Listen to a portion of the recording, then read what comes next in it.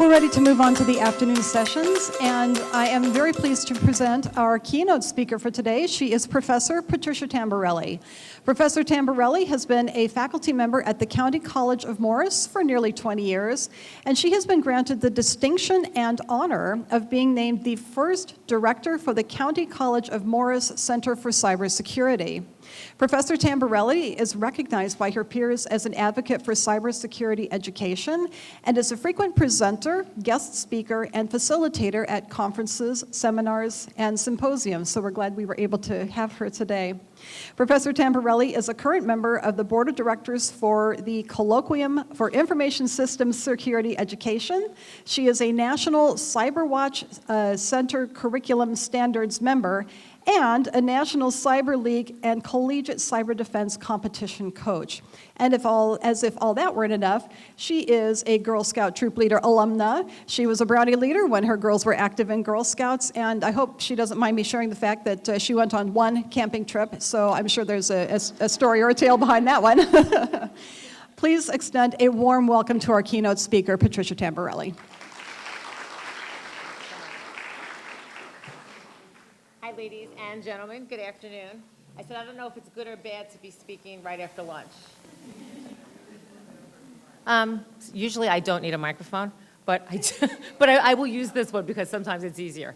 I'm so grateful and honored to be in your midst today and to talk to you a little bit about things that I know and things that are close to my heart.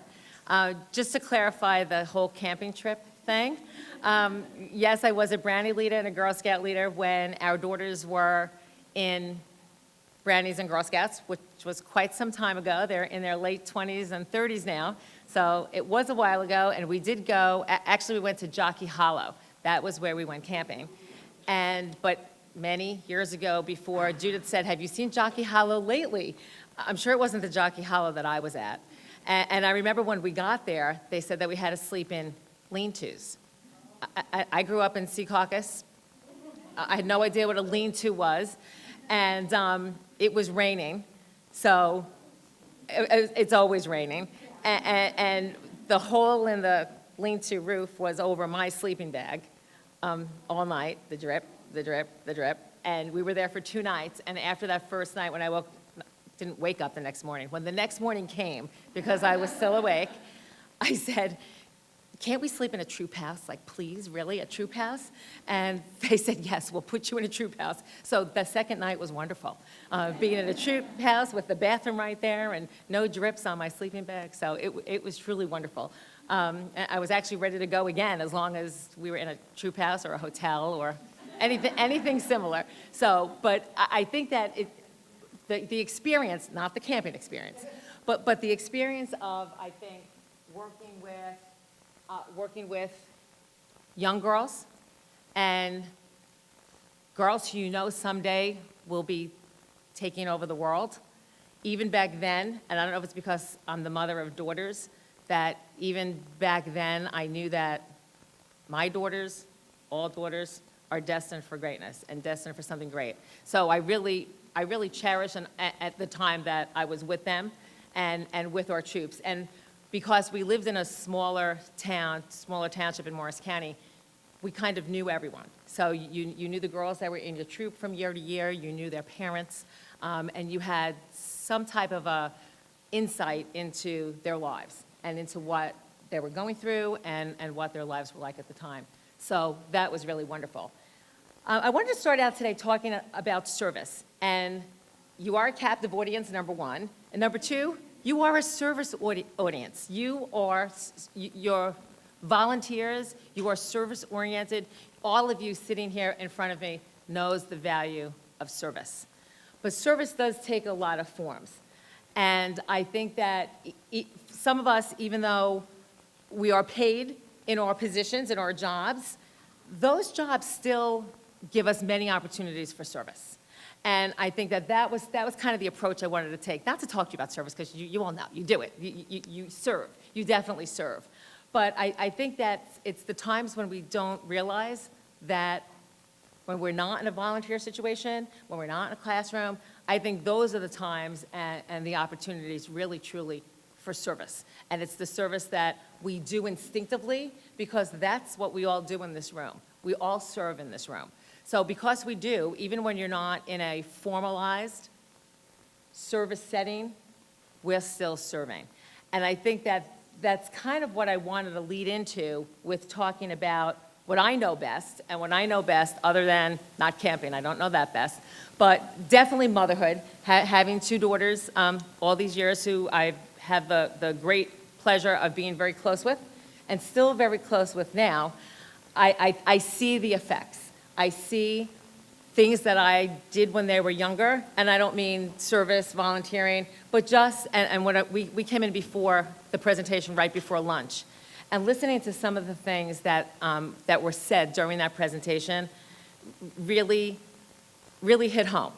And sometimes you don't realize things that you say or do in your daily lives, even with your own children, or with your troop, or in our cases, in our classroom. Sometimes you don't realize what you say and the impact that that could have on your audience or your recipients, or one child, or one girl, or one student. Because sometimes you just don't even, I mean, we all live extremely busy, hectic lives. We all do. And sometimes we're tired, we're cranky. My husband, Joe Tamborelli, sitting in the audience, we developed the cybersecurity curriculum and program at County College of Morris together for the last 20 years. Believe it or not, we're still married. 36 years later, there were times when it was tough. There were some times when we really didn't know, and actually one of the times was just this last summer, which I'll talk about in a second. But you don't realize the things that you say and do, how it does affect, not just in the moment, but how it's going to affect 20 years from now, 30 years from now. My daughters tell me things that I have said to them, which I have no memory of. I make believe I remember it, but I really have no memory of that. And one of the most amazing things just actually happened to us last weekend. And it was funny because when I knew I wanted to start out talking about service and impact, and the impact that our connections have, the impact of what our words have. Our words definitely have lasting impact. And I actually went to a bridal shower over the weekend. And it was a bridal shower of one of my daughters, one of my good friends. She is marrying one of my good friends, the bride. So went to the bridal shower, really didn't know her family well, knew some of her friends, not a lot of her friends. So we're at this bridal shower, pretty high-end, not your typical bridal shower where you open gifts and you play bridal games. It was almost like a party because the people that were throwing the party were not American. And it's funny that I think we Americans, I know I do, I always think that the whole world lives the way we do. And the whole world does things the way we Americans do, which is definitely not true. The older I'm getting, I'm realizing that everybody has their own culture, do their own thing. And I just assumed everybody in the whole wide world knew what a typical bridal shower was. And then to find out that they didn't know what a typical bridal shower was because they were from a culture and a country that they don't have bridal showers and had no idea what that really meant.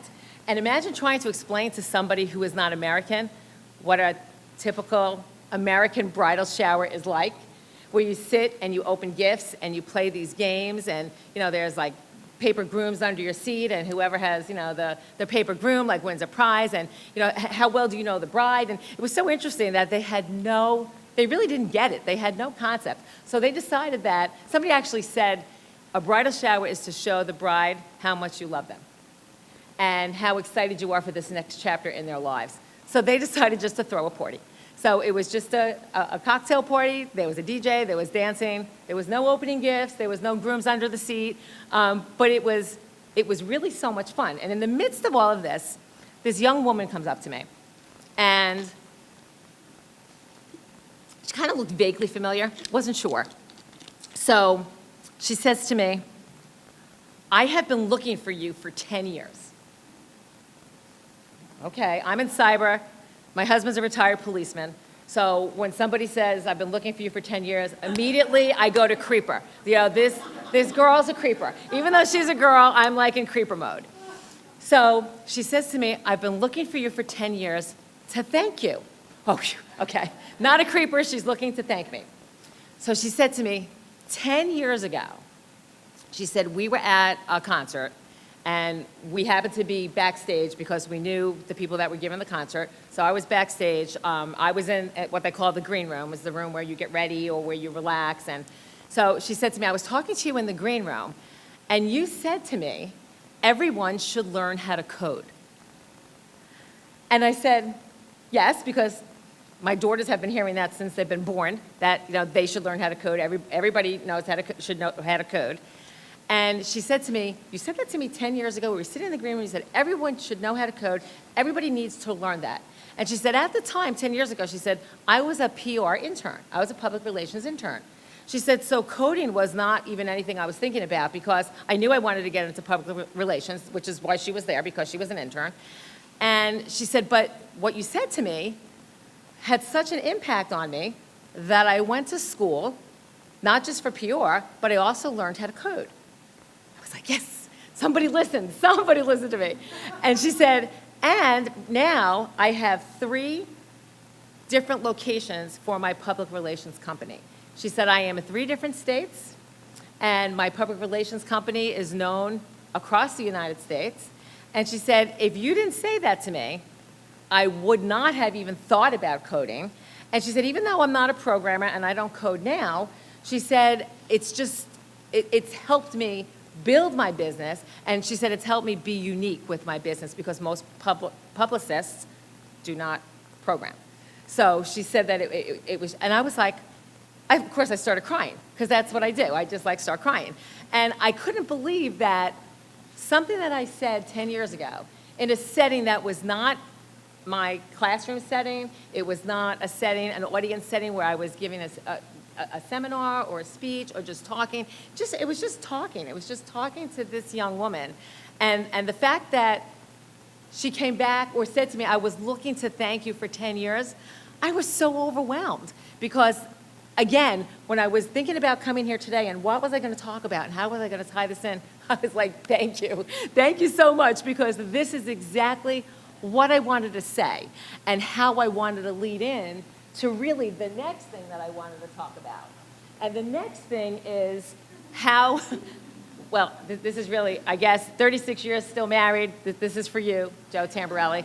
I can't believe now, I actually do quote, and I can't believe it, I do quote Star Trek in my classroom. I actually do. I quote it sometimes, especially when it comes to the cloaking device, and we're cloaking files or hiding files, and I have to say, like Star Trek, cloaking device, and then some of them look at me, some of my students look at me like, then I say, Harry Potter, cloak of invisibility, and they're like, oh yes, oh yeah, we get it now. So I just had to put that up there. My daughters have told me that I have something that's called the death stare. Now, I can't do it. If I tried really hard right now, it would look like I had some bad Botox. It wouldn't really be a true death stare because the only way I could do a death stare is if I really feel it. So it's not something that's fake, it's not something that's put on. So my daughters always tell me that. And the funny thing was, I don't know if anybody's familiar with, there's a website called Rate My Professor. I don't know if anybody's familiar with that. Well, we professors, trust me, we hate Rate My Professor. Because if you're a strict grader, if you require students to do work, if you require students to come to class, they're going to put on Rate My Professor that you're awful and you're terrible. So we don't really even look at that. And it was funny. I don't know what made me look at it. Oh, I didn't look at it myself. Another student of mine said to me, because I was talking about the death stare, and one of my students said, do you know that that's up on Rate My Professor about you? That you're really nice and your classes are really great, but if they get on your bad side, you will give them the death stare. And I was so blown away because I'm thinking, oh, it's not just my family. It's not just my daughters, who I birthed. So I could give them the death stare. But to think that, I do give students the death stare, but it makes sense because it's something that, like I said, I can't control the death stare. It just, comes. It just happens, and when I do it. But my point really is that the way that we influence the people that come into our lives, whether they are Girl Scouts in our troop, students in our classroom, women sitting in a room like this, there are so many different ways that we could influence you. And that one bad death stare, I mean, good thing I'm in a good mood now. I'm not angry at any of you, so you're not going to see the death stare. So that's good. But I think there's times when, especially in the classroom, when maybe I've given the death stare and didn't really mean to. But it just, for whatever was in my head at the time, whatever I was going through, the death stare came out. And it was directed towards somebody who maybe it shouldn't have been directed to. I mean, it's directed to my husband all the time. He has a shield. He puts his shield up, like from the death stare. So, like he usually knows when it's coming. But the way that we can influence anyone, especially girls in your troop, is in so many different ways. And who would really think that just by making a face, or making a face really that you don't have control over? And I think that's what I wanted to emphasize. For me, I don't have control over this. And if I just get off the phone and I'm angry from that phone call, and then I turn around to you, I can't do it because I just can't. But if I turn around to you and there's the death stare, you're going to think it's directed to you. But it's not. So I think that to be mindful of the way that we influence people, and to be mindful of the way that we treat people, and the way that we treat especially young girls in our troops, young students in our classroom. And it doesn't really have to be young. I mean, I'm going to young because I know you're leaders. I know you're all Girl Scout leaders, but it could be anyone who we come into contact with. And it's not just the death stare, which is in my arsenal, but it's funny because I was talking to my good friend the other day, actually my best friend, and she said to me she had an argument with her daughter-in-law. And she had an argument with her daughter-in-law, and her daughter-in-law was upset because the daughter-in-law felt she yelled at her. And my best friend, she can yell. We could all yell. We know we can all yell. But she's really not a yeller. So to think that her daughter-in-law thought she was yelling, but then when she actually asked her daughter-in-law, she had a conversation with her and said, you know, was I yelling at you? Do you think I was yelling at you? And she said, well, you didn't raise your voice, but it was your tone. And we all have that tone. Because I'm being taped, I won't actually say what my daughters call it, but they call it the B tone, the B that ends in a Y tone. That's what they say, I have that tone. And I think that's true as well, not just with the death stare face, but I think that to have an edge to our voice or a tone in our voice can really influence in a way that we don't want influence. A few weeks ago, we had the great pleasure and honor of working with a local troop at County College of Morris on their Cybersecurity Basics badge. And it was fun, it was wonderful, and when we were introduced, before we actually started, the person that introduced us said, well, if you're good in math, you might want to think about getting into computer science, getting into cybersecurity.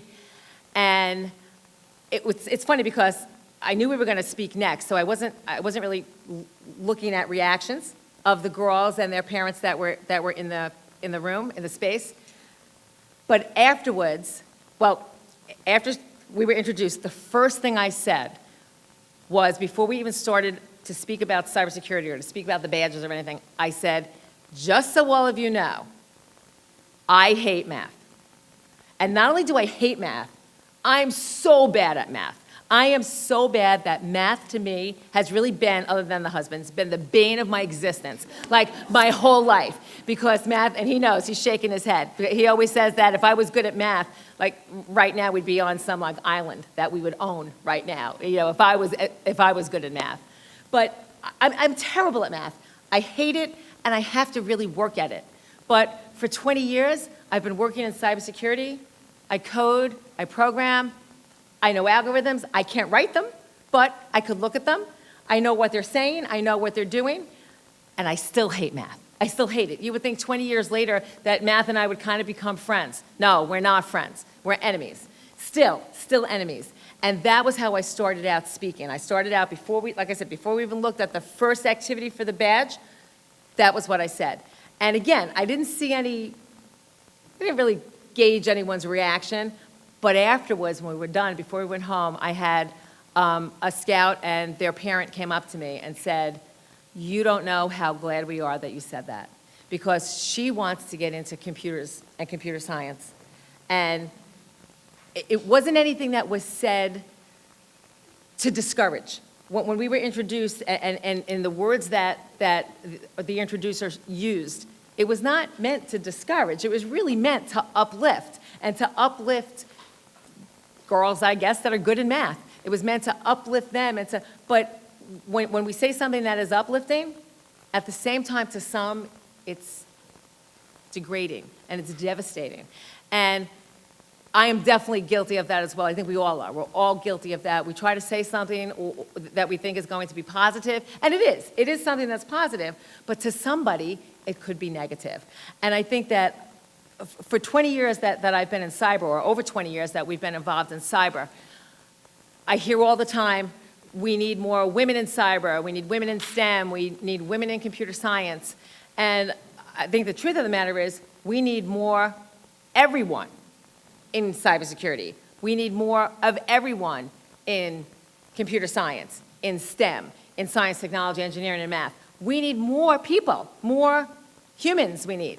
So I think making a distinction and saying that we need more women, more women, more women, I think the focus, when we focus on that, I think sometimes we're actually pushing the divide further instead of trying to lessen the divide. And again, that's an example, I think, a good example of where we're saying something that's positive, and it is definitely positive, that to encourage women to get into the field of cybersecurity.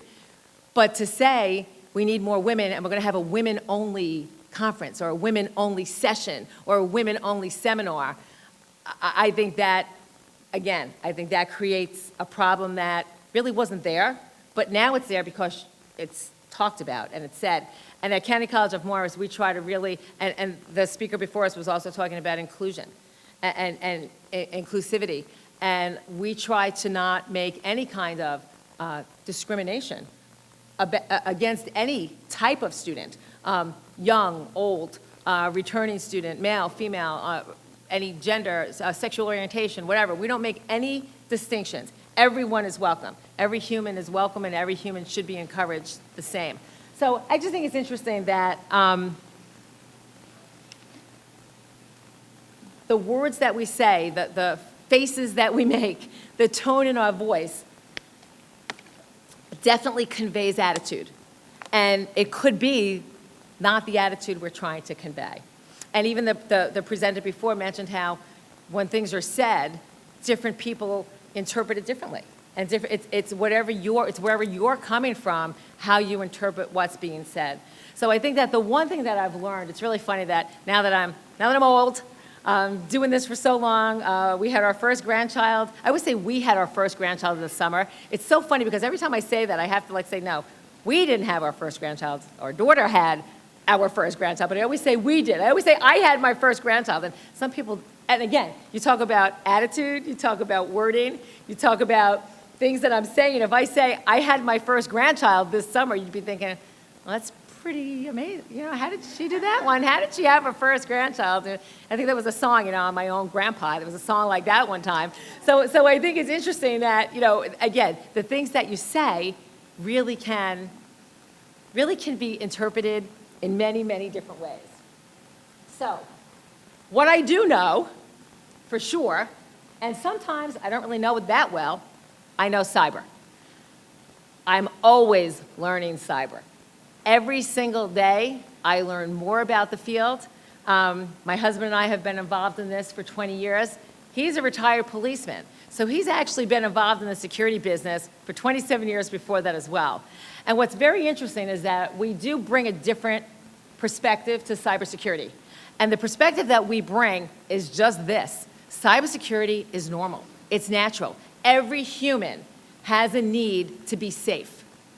And when we think about security, usually we think about physical security.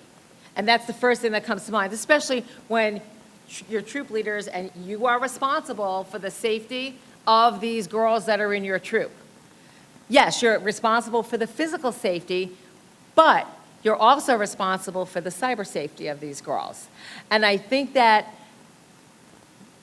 without having an arsenal of knowing how do you keep these girls cyber safe, it's difficult. But if you look at it from the perspective that it's normal and it's natural, and how we keep safe in the physical world is how we keep safe in the cyber world. And If you think about, would you keep your doors unlocked at night? Would you keep your doors open and your windows open at night? Again, depending on where you live and depending, I mean, you may, but most people have locks on their doors for a reason, because we do lock our doors, because we do close our windows, and because we do lock our windows.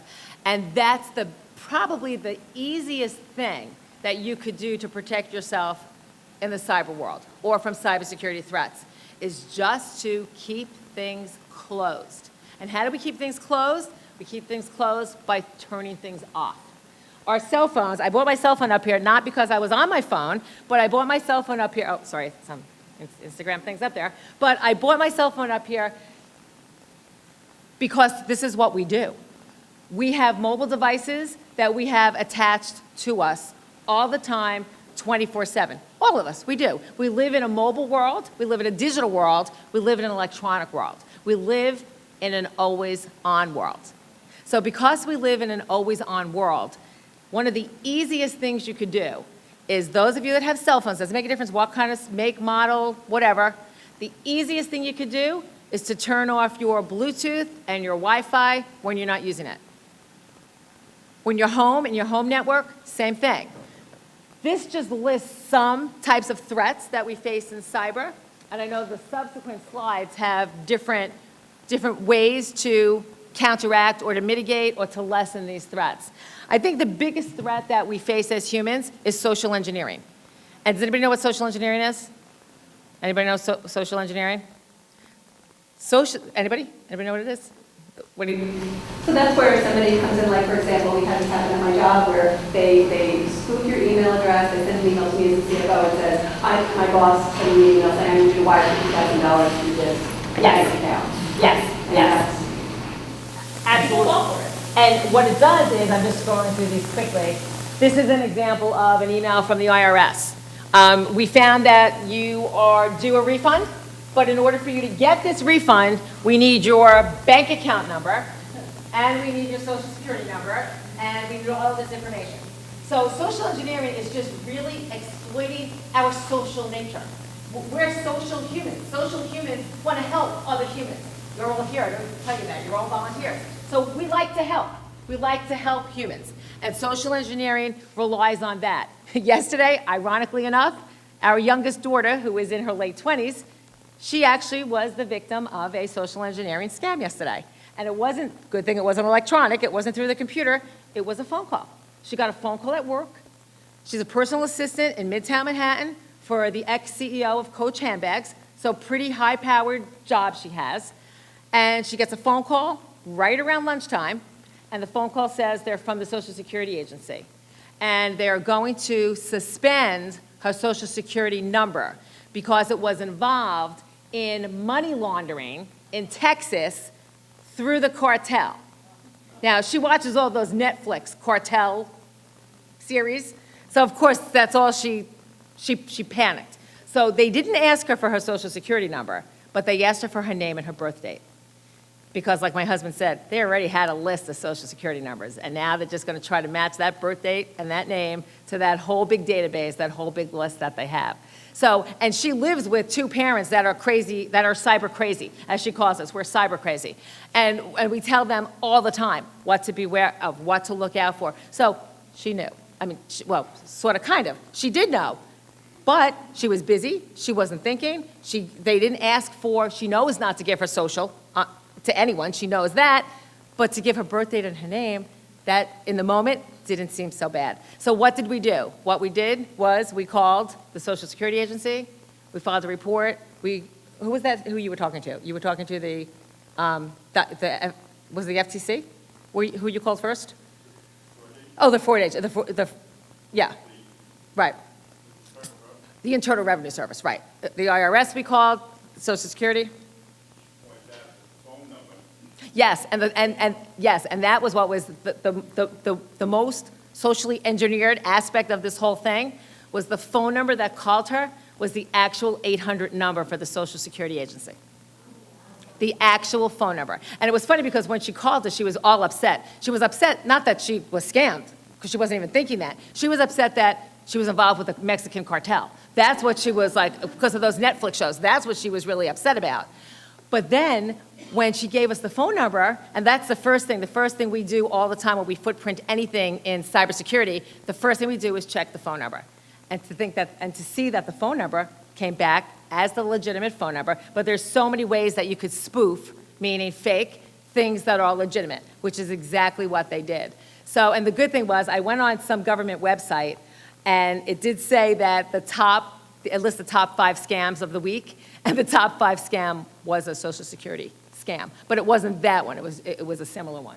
So definitely, phishing is things that we have to be careful for. Oops, let me go back. There we go. So, what we have to watch out for, any kind of threats, phishing scams, malware, things that you download. How many times are you tempted to click on that link that says, this is free? This is a free download here. And I'm very wary of anything that's free. My dad used to say, there's nothing in this world that's free. So when you get that link that says click on here, and I think what we have to be especially careful for with young people, young girls, boys, doesn't make a difference, is they are usually fans of something. Comic books, movies, actors, actresses, singers, bands, something. They're usually ultra fans, because that's the age when you are an ultra fan. And that is a really common social engineering attack, is to use these fan sites, or to pose as the fan page, to the fan club. I don't even know if they call it fan clubs anymore, but that's something that really, really to be careful of. So what can you do? What can you pass on to your girls, which hopefully they will pass on to their parents? Because that's the point. Yes, the girls are going to listen to it, but hopefully they'll go home and tell their parents that these are some simple things that you could do. And the simplest thing is to close the doors, lock the windows, turn off things that you don't need. If you don't need your Bluetooth on, yes, do we use Bluetooth in the car? Yes, we do. You pair your phone with the car. Don't raise your hands. How many of you have ever rented cars where you paired your phone to that rental car, but then didn't delete that pairing when you turned the car in? So if you didn't delete the pairing, again, that's just another way in. So you want to always make sure that you keep everything closed, turned off, turn off everything that you don't need. And the other thing is to make sure that whatever you have that's a default password, default anything, means that's the one they give you. When you get a router to connect your home network, when you get any type of computer, they give you a password, a username and a password. That's the default. And that's what attackers look for. They look for the defaults. So the first thing to do, close everything up that you don't need. We tell our students that the only really true secure computer is one that is in the box and that's not connected to any electricity, is the only really true secure computer that's never been connected to electricity. But we don't live in that world. We live in a world where we have to function. So because we live in a world where we have to function, these are some of the easy things we could do. Also, one of the other biggest targets of hackers and attackers is systems, operating systems, applications, anything that's not updated. You get updates all the time. How many of you have Windows where you have automatic updates turned on? So automatic updates turned on means you're not going to miss an automatic update. And updates are for your protection. Updates really mean, okay, we found a problem and we fixed the problem.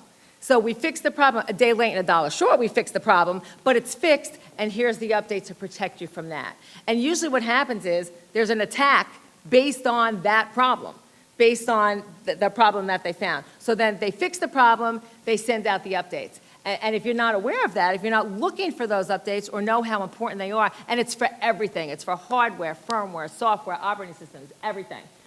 Also, the other thing you could do for yourself, make sure you have malware protection and virus protection. And malware protection and virus protection really don't mean anything if you don't update them. Because again, they're updated based on the new viruses that come out, the new malware that comes out. So that's really important. Also, those of you that have a home router, Xfinity, Fios, especially Xfinity, I don't know how many of you know this, that by default, your Xfinity router sets you up as a hotspot. And a hotspot meaning that anyone can connect to your router.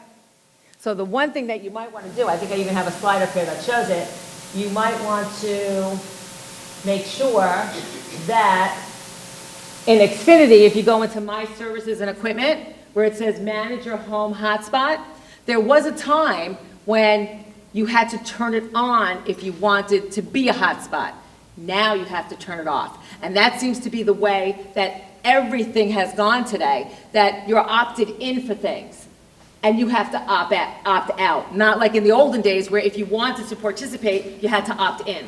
So that's something definitely to keep in mind and to look at to make sure that you are not set up as a hotspot. Because if you are, anybody can connect to your router.